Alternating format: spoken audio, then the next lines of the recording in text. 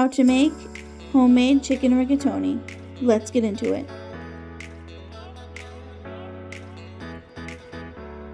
In a large bowl, you're going to put in 2 tablespoons of sweet or hot, whichever you can find, cherry pepper brine. So just take the juice from this, measure out 2 tablespoons, and pour it into the bowl.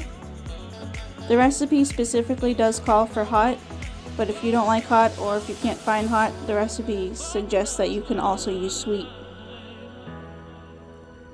So really, it's just whichever you prefer. Add a tablespoon of oil and a teaspoon of salt. Mix everything until well combined and move it back just a little bit. And grab yourself a cutting board so we can start cutting our chicken. But before that, real quick, reserve 1 more tablespoon of your brine and put it to the side until we're ready to use it.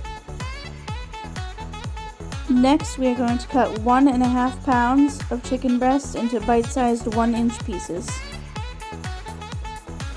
And while you're cutting your chicken, take it and put it into the bowl. When all of your chicken is in the bowl, mix everything together until well combined.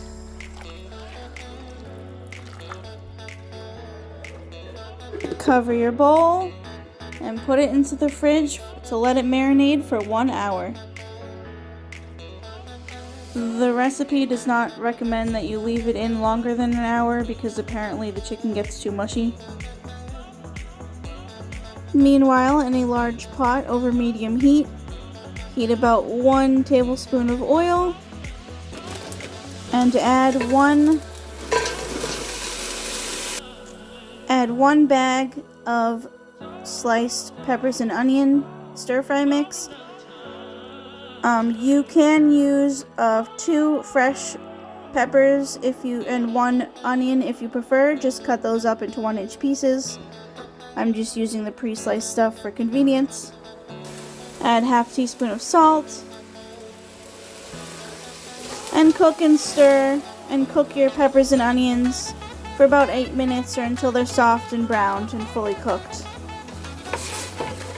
Don't forget to stir them around occasionally. While our onion and peppers are cooking, we are going to mince 5 garlic cloves. Some of mine are a little small, so I'm adding a little extra. And mince 1/4 cup of our sweet or hot cherry peppers. For convenience, I'm going to be using this mincer. You guys can just use a knife or whatever you got. Add your minced cherry peppers and your garlic to your peppers and onions. Now, if you were like me and could only find sweet cherry peppers, even though you wanted to use spicy ones, you can add about 1/4 teaspoon to 1/2 teaspoon of red pepper flakes to make it a little bit spicier. Stir and cook this around until fragrant, about 30 seconds. Add 1 28-ounce can of crushed tomatoes, 3/4 cups of heavy cream, and about 1/2 teaspoon of ground black pepper. Stir everything together and bring this mixture to a boil. Don't forget to stir your sauce around occasionally, and when your sauce starts to boil, turn it down and let it simmer for about 10 to 15 minutes. Meanwhile, start boiling water for pasta. When your water is boiling, cook 1 pound of rigatoni according to package directions. And don't forget to stir occasionally. Every 2 minutes or so should be good.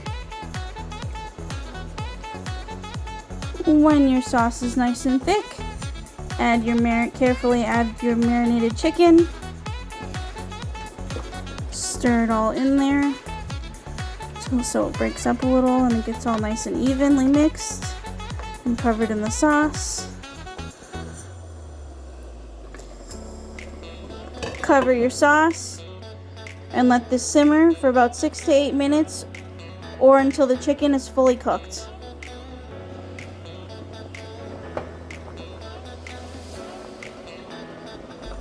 Don't forget to occasionally stir your chicken around a bit too.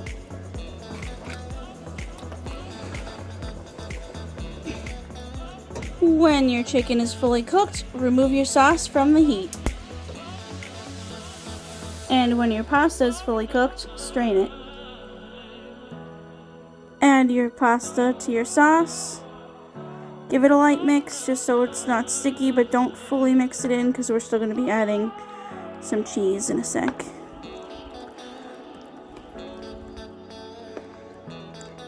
Now you want to grate about 1 1/4 cups of fresh Romano cheese. If you can't get fresh, the jarred stuff is fine. No big deal. The fresh will taste better, but use what you got. Add your cheese to your pasta, as well as that 1 tablespoon of reserved brine from earlier. And fully mix everything in until well combined and blended.